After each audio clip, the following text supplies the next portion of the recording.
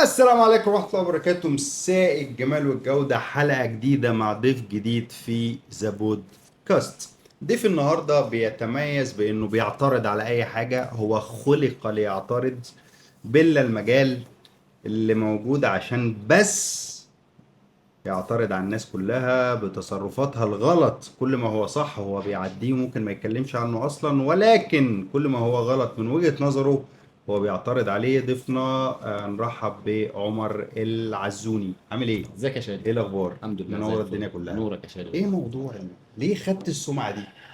والله الالجوريزم هي اللي حكمت. انا بتكلم على الحلو والوحش، بس هو اللي بيفيرال واللي بيسمع النقد اكتر من المدح يعني. اوكي. بس لكن هو مش بطلع، مش عمرو بيلا، لا يعني مش بطلع اقول ده وحش في كل حاجه، مش مش دايما والله. مش بلا المجال. لا مش بيلا المجال. بس هي يعني ممكن. حاجة حلوة، ترند برضه شغال.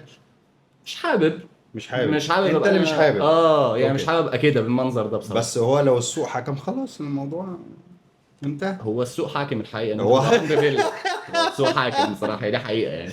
لا، وعمرو وعمر الموضوع اه قريب برضه، ماشي اه. فماشيه الدنيا. لا بس انا مش حابب ابقى واخد السمعه دي بصراحه. حبيبي، اخبارك ايه؟ الحمد لله زي الفل. طيب، انا هطلع النهارده بره اطار الحلقه، ولكن حابب اعرف منك الاول، مين عمر؟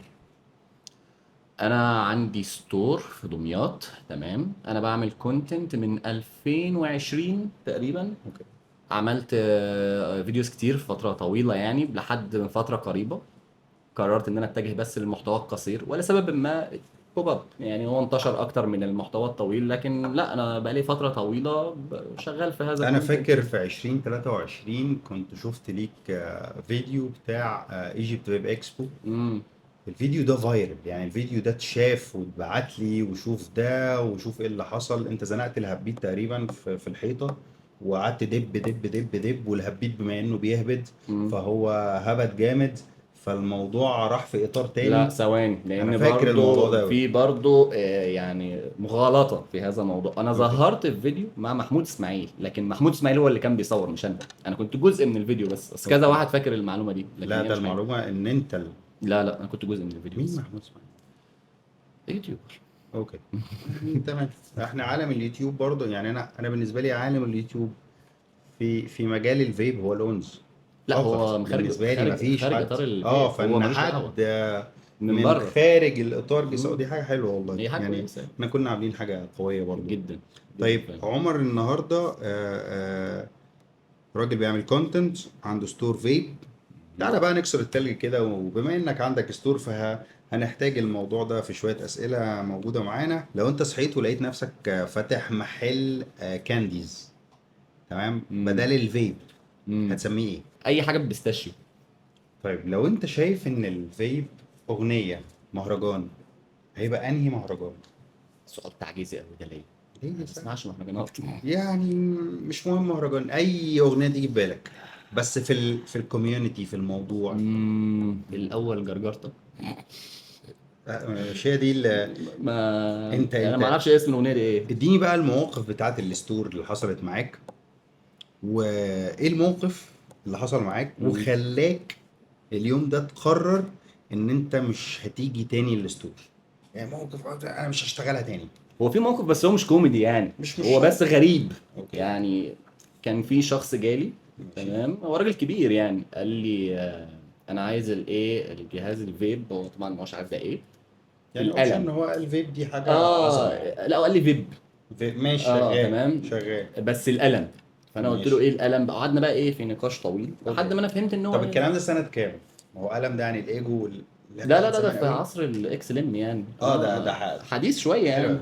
فقلت له ايه الفيب بالقلم، قعدنا بقى نجري ورا بعض شويه لحد ما عرفنا هي اكس لين يعني.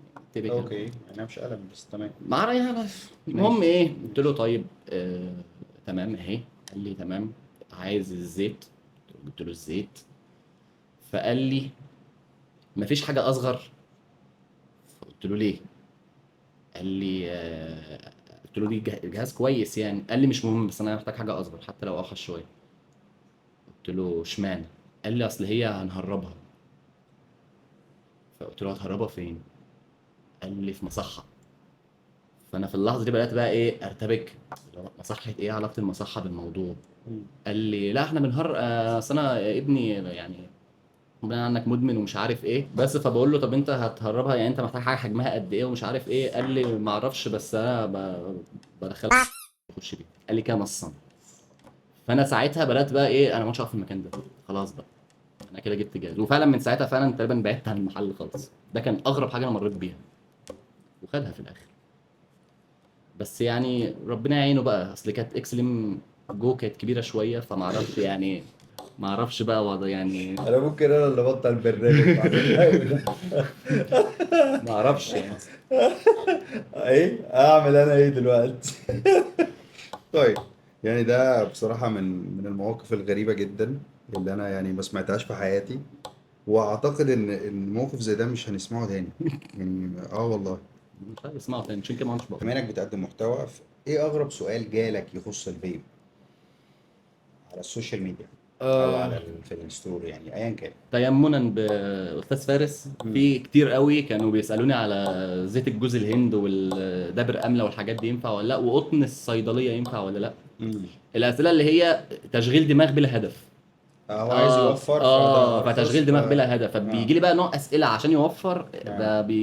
بيجيب لي حاجه في مخي. اوكي. فبيسال على زيوت غريبه وحاجات غريبه تنفع ولا لا، اه. او جربته وما نفعش ما اه. بيشتغلش. اه. اه.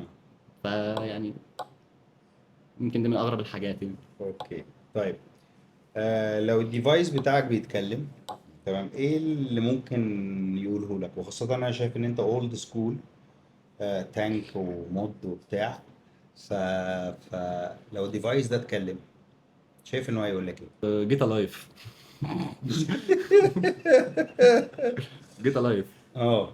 شوف لك عيشه يعني، شوف لك حياه. عمرك جربت فليفر وقلت هو انا ايه اللي انا بعمله في نفسي ده؟ ده كتير. عايز اقول لك ان انا طالب ليكويدات، خيار مخلل وسمك و... وفرايد تشيكن. انا بحب اجرب الحاجات دي، وما اعرفش ليه بعمل في نفسي كده. دي نوع من المازوخيه تقريبا، ما اعرفش ليه بجد. ما تحكي لي طيب، اول مرة جربت فيها الفيب كان امتى؟ وكان الموضوع بالنسبة لك صدفة، حد رشح لك الموضوع، اتفرجت على حد فعجبك؟ يعني احكي لنا البداية، نقطة انا زي حالات اغلب الضمايطه، كنت مدمن المعسل القص. مم. بعدين انتقلت الى الشيشه. اوكي. وبعدين بقى ايه، اتفرجت على جوزة بقى بس احنا عندنا وخوص. اه. الخوص بقى ده وحاجه كده. وطنباك وبتاع. بس حلو. جاب اجلي بعد اسبوع يعني، خلاص كنت في الوفيات. عشان بقى انا كنت ساعتها عندي 16 سنه. يا دين امي. والله فاتفرجت على اونز فيب. اه. عجبني بقى الدخان الكثيف. اه. عيل بقى صغير فرحان بدخانه وبتاع. اه. رحت بقى ايه، دخلت على سايت اسمه يلا فيب، انا فاكره لسه. اه. رحت شفت اغلى حاجه ايه، كان سموك جي بريف. وديت على طول اوكي. تاتش بقى لسه فاكر ووديت بقى. ده مم. جبته وانا عندي 16 سنه. 16 ده سنة. دليل على بس دي ان. دي دي حاجة ما ننصحش بيها الناس، وخاصة ان انت بتقدم محتوى دلوقتي. بالظبط. فيا جماعة، اقل سن مسموح لك، هو غلط برضو يا جماعة يعني. ما تبدأش عادة سيئة من وانت صغير، تمام، تهلك بيها صحتك وتفكيرك ومخك. وخاصة ان احنا جربنا وعارفين ان كل ده له اضرار، حتى لو اقل ضررا فهو مضر. فان هو برضو يعني مش هقول لك ان، اصل انا في وورلد فيب شو، وانا في السيشن بتاعه المحاضره، كان في دكتوره من بريطانيا وظيفتها في الحياه ان هي بتعالج الكيسز دي بتاعه الاطفال اللي بتروح وعندها مشاكل من التدخين بصفه عامه. فسالتها السؤال ده، هل بتعالجيه بالفيب؟ مم. تمام، وردت وقالت اه. وده مصرح بيه في المستشفيات هناك، لو الكيس هي شايفة ان هي ميؤوس منها ان هي تقدر تخليه يبطل خالص، فبتوديه للستيب دي. ولكن احنا ما ننصحش لا بالمعسل ولا بالدخان ولا بالفيب طول ما انت اقل من 18 سنة، اللي هو سن البلوغ او مش هقول لك الكمال، ولكن كمال لله وحده، ولكن اللي هو على الاقل جسمك اكتمل نموه. انت هتيجي عند الحتة دي، يعني والله اعلى واعلم برضو عشان ما افتيش، ولكن ده اللي القانون يا سيدي مصرح بيه. فانت والمخ عالجت حاجة بحاجة تانية اقل ضررا، ولكن احنا ما ننصحش الناس بيه. ده 100%. بس هو مخ الإنسان ده بيكتمل في رينج ال 25، وحاليا الوضع أسوأ لأن في سولت ودي كمية كبيرة من النيكوتين، فده مم. هيأثر أكتر بكتير قوي من أيام ما أنا كنت عايز 16 سنة وراح أجيب فيب. ب 2200 جنيه. اوكي، ما تحكي لي حاجه تضحكني بقى. اديني موقف محرج حصل معاك في محرج في الستور. في حاجه الستور تضحك، حاجه محرجه مش شرط في الاسطوره عشان في حياتك. انت بتقابل ناس في ايفنتات وبتقابل ناس في الستور وفي اي موقف محرج بقى يضحك. اصل انا مش كلاون يعني، فاهم؟ ما اعرفش، انا ما عنديش الملكه دي، بس انا اقول لك موقف محرج عامه يعني. مم. كلاون زي ناس كده، ما علينا. مين في الناس؟ انت بتتكلم ليه من تحت الترابيزه كلام؟ ما انا همسكه، مش ناس مش كده، في هعديه. ناس كده في ايوه ناس بجد لا طالعه في هذا المجال، لا بجد مش نازله لي من زور خالص. ما ترميش كلام، عايز تقول حاجه كملها للاخر. هقول لك موقف مثلا، بس هو حصل من زمان يعني. انا كنت لابس نظاره، اغلب الناس عارفه ده.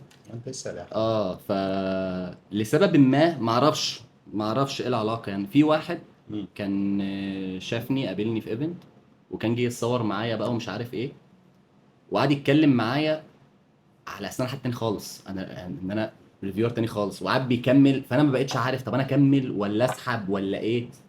فقعد يقول لي ايه، انا شفت فيديو كذا كذا، فانا مش فاهم بيتكلم على ايه. قعدت شويه لحد ما اكتشفت ان هو بيتكلم على اونز اصلا. ايه علاقه ده بده؟ انا مش عارف يعني ايه ده. فيكوا نضاره من بعض. بس تقريبا بس كنت رابط شعري ساعتها، مش فاهم. اه. وقعد يتكلم معاه على هذا الاساس، مم. وانا في نص هدومي. طب انا يعني اقول له انت النمره غلط ولا ايه ومش عارف ايه. مش فسيبته يكمل وخلاص، بس انا كنت حرفيا في نص هدومي مش عارف اعمل طب ايه. وكملت النقاش معاه على انك على اساس اونز؟ ان انا هعمل ايه بقى، خلاص بقى ما. ايوه يا اونز امال. الواد ده بينتعل بنتهى شخصيتك. الشخصيه. ايوه. طيب، عمرك قابلت حد شايف ان هو بيفهم في الفيب اكتر من المصنعين؟ والحد ده ممكن يبقى زبون حتى يوزر، كتير كتير. وشايفه يعني بيحكي وبيتكلم مثلا عن ريسيبي معينة اكتر من المصنع بتاعها نفسه. بما انك بتقابل مصنعين، ما انت بتريفيو، فاكيد بتقابل مصنع. انت قصدك يوزر عادي؟ يوزر عادي. كتير كتير، بس هم ما يعني سي دخلوش. مثلا، هقرب لك الموضوع. امم انا مصنع بعمل لاين اكس، فجيت قلت لك بما ان حضرتك هتريفيو، والله لازم احكي لك انا عملت ده ازاي او من ايه.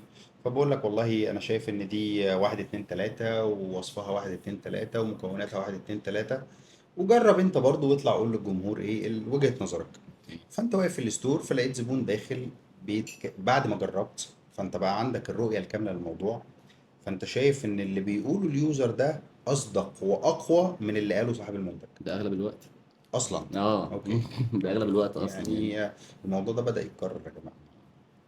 ده انديكيتور مش لطيف، بس هو ده بيحصل كتير قوي.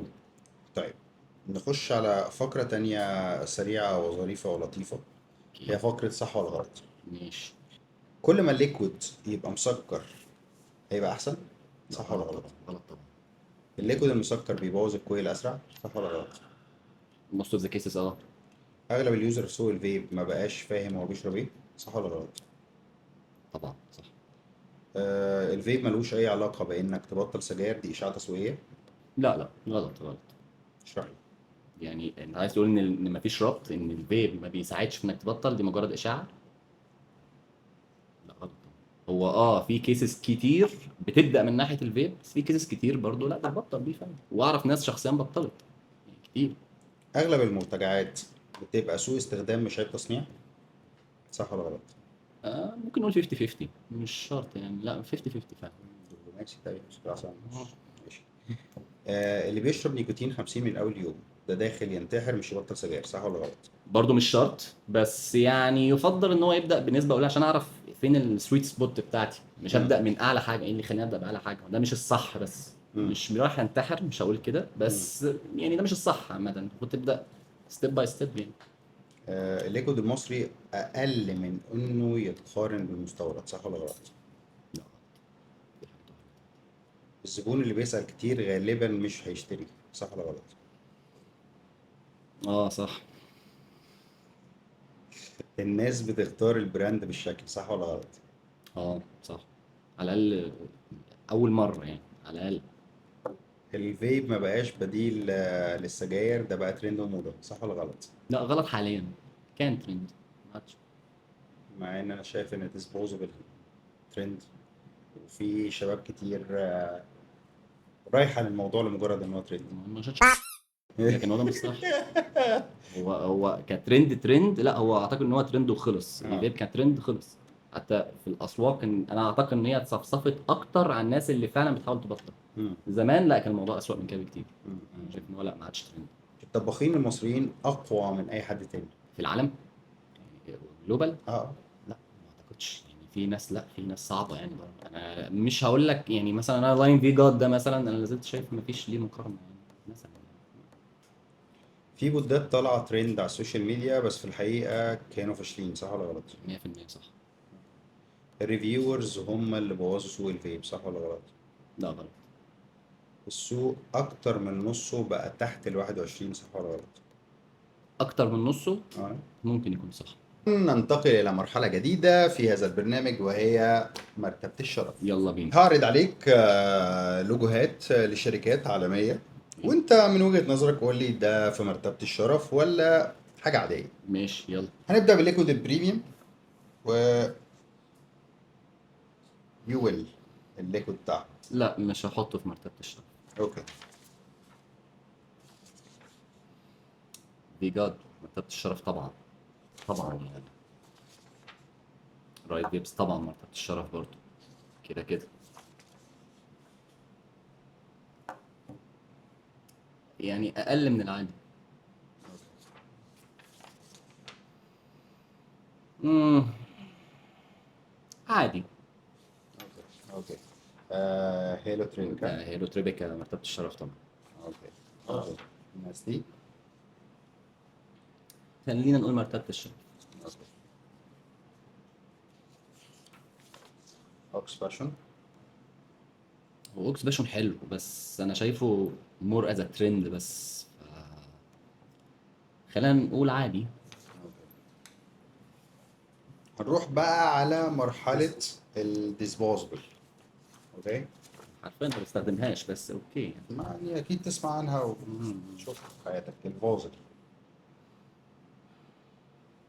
انا شايفها كويسة بس شايفها برضو عادي يعني.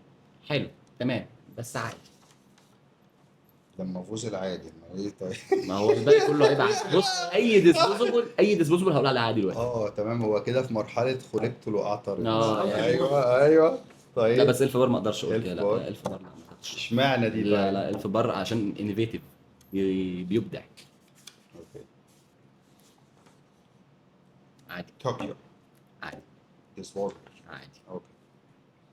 نروح على الهاردوير. نروح على يعني الهاردوير. يمكن يبقى فيه امل. اه اوكي يلا. اوكس بقى. لا مرتبة الشرف. عندي تعليقات بس لا هي مرتبة الشرف طبعا. ماشي. يويل. مرتبة الشرف طبعا برضه. هاردوير. شركة. الحمد لله الحمد لله، في حاجة ما اعترضش عليها الحمد لله. اسباير. هي ممكن نقول في الفترة الحالية عادي بس انا لا، انا هديها مرتبة الشرف. انا بحب اجهزة اسباير. بحسها هاي اند. جميلة جدا يعني. ماشي ماشي الحمد لله. بقيت ببقى بتفائل لو قال اي حاجة. جيك في. لا مرتبة الشرف. انا بحب جيك بصراحة. ماشي، أنا شايفك شاري جهاز اثري. اه. طيب. فابوريسو. لا ببروس مرتبة الشرف طبعا. طبعا. استاذ. طيب. هوبو. عادي. عادي. لوست فيب. لا مرتبة الشرف. ولو اني في مؤخرا يعني مش شايفها مرتبة الشرف بس هي كشركة لا مرتبة الشرف. طيب اول جهاز استخدمته في حياتك ما اقدرش اعلق عليه قلب. ايه ده؟ اه. ماشي انا مش ما شايف. اقدرش اعلق عليه ده مرتبة الشرف طبعا. طبعا. مع انه حاليا اندثر اصلا. بالظبط. مات. توفى اصلا. يعني بكده انا بفكر. ماليش عمرو بيلا اهو يا عم. ده انت فشخت الديسبوزبل، مش عمرو بيلا، انت فشخت الديسبوزبل كله.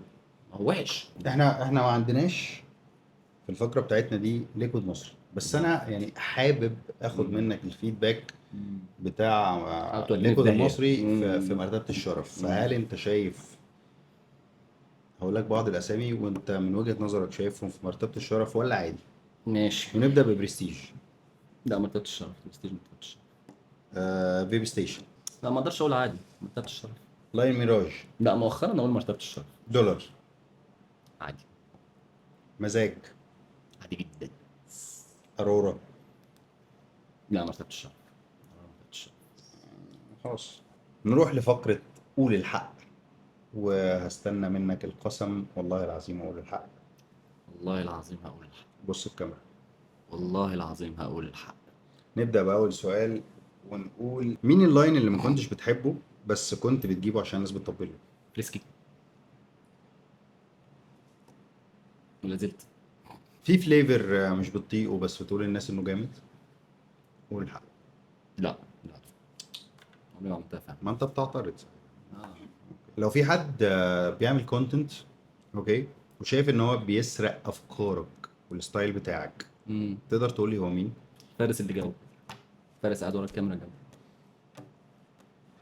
انا مش هينفع اجاوب عليه. قول صح ولا لا؟ لا ما هو ما ينفعش ما تقوليش مش هينفع، هو لازم تقول لي اجابه يا اما هتبقى خايف، فانا بحب ضيفي ما ينفعش يبقى خايف. يعني انا عملت ما يكفي ان انا اقول اثبت ان انا مش خايف، بس يعني ليه؟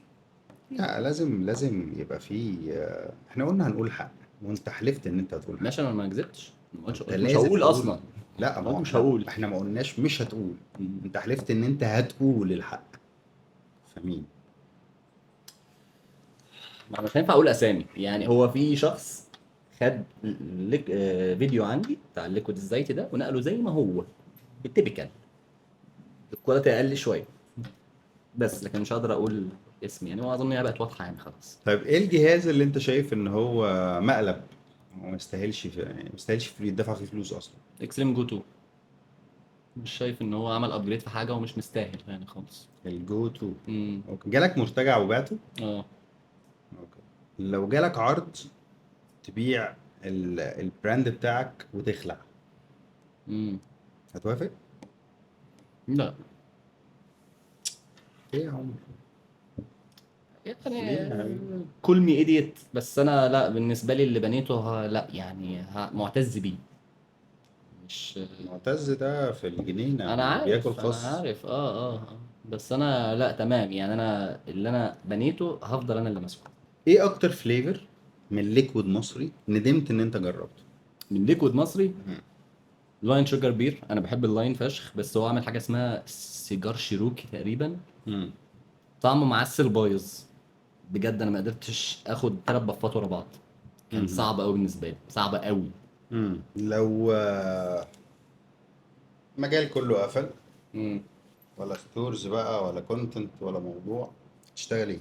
كونتنت كريتور برضه، بس يعني في حته تانية بقى الشبه شويه اللي انا بعمله حاليا اصلا، مم. بس مش في فيل بقى. يعني انت عندك الحمد لله ملكه انك تقدر تسرد قصه، فممكن عادي تسرد اي قصه. مش لا شرط. ايه البلان بي بتاعتك؟ ايه الحاجة المحددة اللي انت شايف ان دي لو الشغلانة دي قفلت خلاص؟ هي كونتنت كرييتنج، وانا اكشلي عايز اعمل ده من في دلوقتي. مجال، مم، سمي مجال قصدي يعني. في مجال معين يعني. اه لا عادي بما انك ممكن. دمياط يعني موبيليا بتاع، عندكم واحد في دمياط مشهور قوي اللي هو بيتنطط على الكنب ده. ماليش انا قوي في الاخشاب.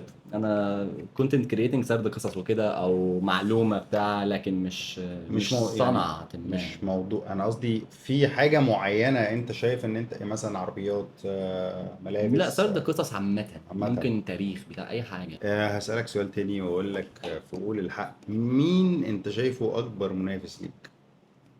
في مجال الفيب مفيش منافس، عشان انا بعمل حاجه مختلفه اصلا. يعني ما هقول إيه، زمزم بس يعني لا دي برضو حاجه ودي حاجه يعني. بس حلو. يعني يعني لو هقول اسم هبقى اقرب حاجه للاجابه زمزم، بس هي برضو مش صح يعني. المحتوى اللي انت بتقدمه توعوي، مهم. يعني انت بتنصح الناس تعمل ايه، توعيهم ازاي. مش شايف ان انت لو عملت اعلان لمنتج معين الناس هتطلع تنتقدك ان انت بتطبل المنتج ده عشان خدت فلوس؟ اوريدي بيحصل يعني حاليا، بس هو انا شايف ان هو كده كده هيحصل. فخلاص اوكي ماشي اللي انت شايفه. عمر حابب اسالك عن موضوع المولد. ايه موضوع المولد في حياتك؟ ايه عقدتك في الموضوع؟ هو مش عقده، في هو ناس كتير معترضه. ايوه برضه مالك ايوه بيها؟ كل شويه حد يجي لي في المسجات بطل حوار البود ده عشان تعال دي رساله صباحيه صباح الخير انت تعال ليه عشان المولد. والله العظيم بصحى انت. طب ما انت شكلك حد يتكلم. والله عادي ده حاجه عاديه جدا، حاجه عاديه جدا. فانا قررت اعتزل الحوار ده، بس انا كان قصدي خير. انا كان قصدي ان في ستيريو تايب كده اللي هم العيال الصغيره الاندر ايج اللي بيستخدموا فيب 90% منهم حالقين مولت. ايوه فانا كنت بقولها كافيه ما عشان العيال دي المفروض ما تشربش اصلا، مش شربوا سولت وسودر كله حاجه زي الخرا يعني. لو حابب انك تنقل من خلالي معلومة مهمة وانت شايف ان هي محدش عارف يوصلها غيرك، في حاجة انت ممكن تكون بتحاول توصلها لأكبر عدد من الناس، بس جالك النهاردة الفرصة ان انت توصلها عن طريقي او عن طريق شخص تاني، فايه المعلومة اللي انت شايف وعايزها محددة، اللي انت شايف ان هي دي لازم تروح لليوزر، وان هي دي رسالتك في الكونتنت اللي انت بتقدمه، هي دي رسالتك اللي انت بنيت عليها عمر بمحتواك. بص هو انا اللي بحاول اوصله ان انا ولا مع ولا ضد، والفيب كفكره برضو لا هو شرير جدا ولا هو الملاك الطاهر اللي جاي ينقذ الناس من التدخين ومش عارف ايه. انت حر نفسك، انت اللي بتقرر الشيء ده هيوصلك لحته فيها هلاك ونهايه، ولا هيوصلك لحته اللي هي المفروض كلنا نعملها، ان انت بتمشي عادي طبيعي بالتدريج لحد ما تطلع خالص. مم. الفكره ان انا لما باجي انزل فيديو او حاجه، في ناس بتقول لي ما انت بتهاجم الفيب اهو، انت كنت بتهاجم الفيب ايه اللي حصل؟ وفي ناس لما اجي انزل فيديو مثلا حاجه مع شويه فيب يقول لي انت منين كده، فبيقولوا انت منافق او متناقض. لا انا ضد ان انت التطرف في اي حاجه، لا انا لا يمين قوي ولا شمال قوي، انا بس يعني مش عايز اقول توعيه دي، بس هي فكره ان انا بحاول اوصل احسن طريقه تستخدم فيها هذا الشيء مم. باقل اضرار ممكنه لحد ما تخرج بقى خالص من اللعبه دي بس. وانت في النهايه حر، يعني انا لو جيت في يوم هل انا ممكن اعمل ريفيو او اعرض منتج سولت؟ اه عادي، عادي جدا. مم. ما انا مش راجل مثالي يعني، لا عادي. بس مم. انا هاجي لك من ناحيه تانية هقول لك لو هتستخدم السولت ده تستخدمه ازاي بحيث ان تاخد اقل اضرار منه وافضل طريقه تستخدمه بيها بس. لكن انا لا يمين ولا شمال، وده الاختراع لا هو يمين ولا هو شمال بس. ازاي؟ ازاي ايه بقى؟ صحني يا ابو سيدك، استخدمه ازاي؟ لا انت خلاص بقى، انت شيعت. انت شيست. انت رحت مننا خلاص انت بقى. شيست. يا جماعه الحته اللي بيتكلم فيها عمر حته ممكن اكون اكتر حد لامسها، بس دي ما ينفعش، مش من الحاجات اللي انا بتكلم عنها، ولكن في حياتك الشخصيه لو عودت نفسك على حاجه، كن متاكد ان الحاجه دي زي ما هو قال، هي ممكن تبقى بدل ما هي وسيله انقاذك هي وسيله هلاكك. ولما بتستخدم حاجه بشكل كتير، فكن متأكد ان التعود بتاعها نهايته مدمرة، مدمرة. مجرد ان هي بقت عادة فنهايتها مدمر. النهاردة انا السولت نيكوتين من بدايته كان بيتهاجم، وكنت شايف ان هو اكتر حاجة الناس هجمته هي دلوقتي بتعمله وبتصنعه وبتسوق له وشغال عليه. انا اتكلمت عن الموضوع كمستخدم يوزر عادي جدا، كان الام تي ال مش جاي معايا، انا عندي ارتجاع مريء. كان الحل الوحيد بالنسبة لي عشان ما ارجعش للسجاير هو السولت نيك لما طلع، وبعد استخدامي ليه بدأت فعلا ما فكرش ان انا ارجع للتدخين العادي. ولكن هل بعد استخدامي ليه السنين دي كلها هل انا مبسوط؟ لا. ودي حاجة ممكن اكون لأول مرة بقولها لك. بيجي وقت بتعب فيه، بيجي وقت مش قادر اتنفس، بيجي وقت آه حاجة كده ما تتوصفش، يعني وصف صعب. طيب النهاردة هل في دكتور يشرح لي اعالج القصة ازاي واذا كان احنا دكاترة الموضوع؟ انت حرفيا كل ريفيور، كل شخص بيقدم محتوى لهذا الموضوع هو فار التجربة اللي بينقلها لحضرتك. حضرتك في ناس كتير مستتفهة قوي شغلانتنا، مع ان هو لو ركز انا بجرب وبختبر كل حاجة على نفسي لأول مرة عشان اطلع اتكلم واقول لك دي كذا وهتعمل كذا وهتودي لكذا. طيب احنا النهارده وبعد مثلا ما لا يقل عن 5 سنين مش اقل من كده، هل انصحك؟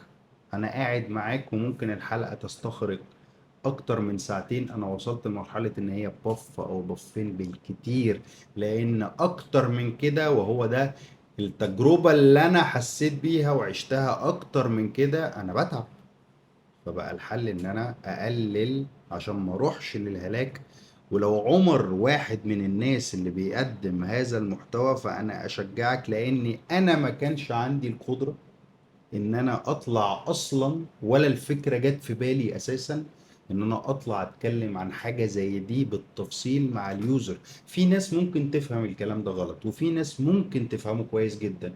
ممكن عن طريقي يتفهم غلط، ولكن عن طريقك بما ان ده محتواك فهيتفهم من عندك صح.